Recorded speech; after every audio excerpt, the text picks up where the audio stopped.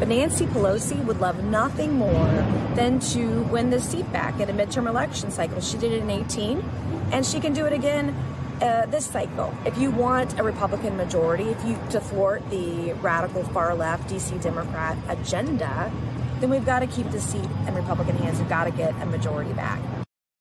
Republican Congresswoman Nancy Mace there outside Trump Tower defending her record and support for the Trump agenda after the former president endorsed Mace's primary opponent, Katie Arrington, saying this, quote, Katie Arrington is running against an absolutely terrible candidate, Congresswoman Nancy Mace, whose remarks and attitude have been devastating for her community and not at all representative of the Republican Party, to which she has been very disloyal. Here to discuss, South Carolina Congresswoman Nancy Mace. Congresswoman, thank you very much for joining us. Did you have a chance to speak with the former president about this prior to his announcement, and what are your thoughts?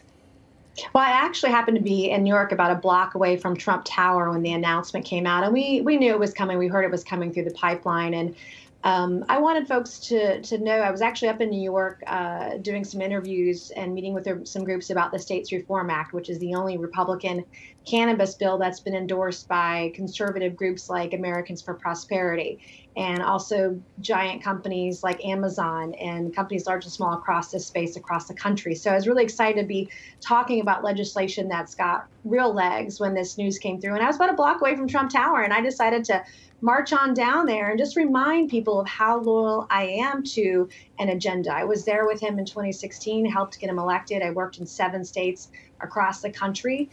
The things that he believed in, from foreign policy to low taxes to great employment opportunities for everybody, regardless of your skin color, those are all things the vast majority, if not all, Republicans support and believe in, including myself. But I never back down from a fight. I'm very bold. I'm very strong. I'm vocal.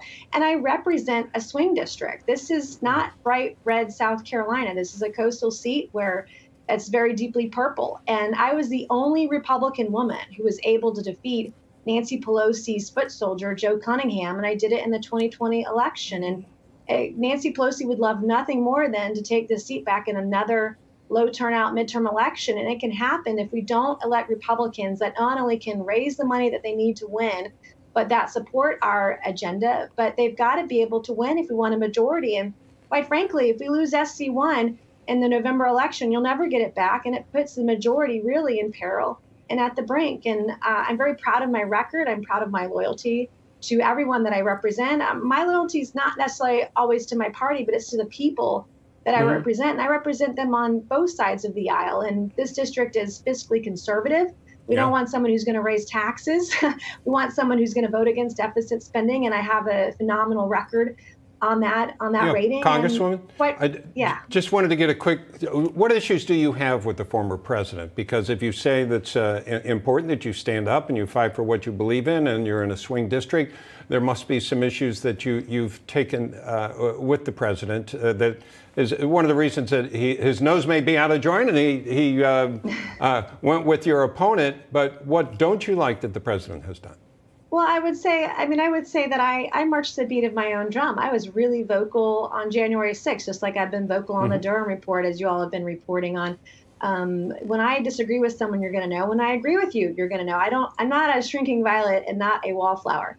And we don't agree on everything 100% of the time. And if we were, then what fun is that, right? And so I know that my vote to certify the Electoral College ruffled some feathers, but in my view, and reading the Constitution, Article 2, Section 1, Clause 2, and the U.S. Code of Law, Section 3, that was the right decision because I'm a constitutional conservative like many others. The agenda is there. I think putting America first is important, and that's something all of us agree on, but I'm not going to back down from a fight, and I know that the district that I represent, they want an independent voice. They want someone who's going to have the same values that I have. And if you want a majority back in Congress, you've got to be able to keep this seat in Republican hands. And we can't do that if we're constantly fighting each other. We've got to be fighting for the American people.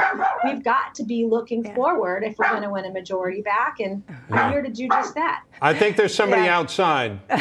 You hear the baby? You hear my dog Liberty, my puppy. She's supposed to be napping. She also must have heard our producers because that was perfect timing because we are out of time. But Congresswoman Nancy Mace, thank you for joining us. Thank you.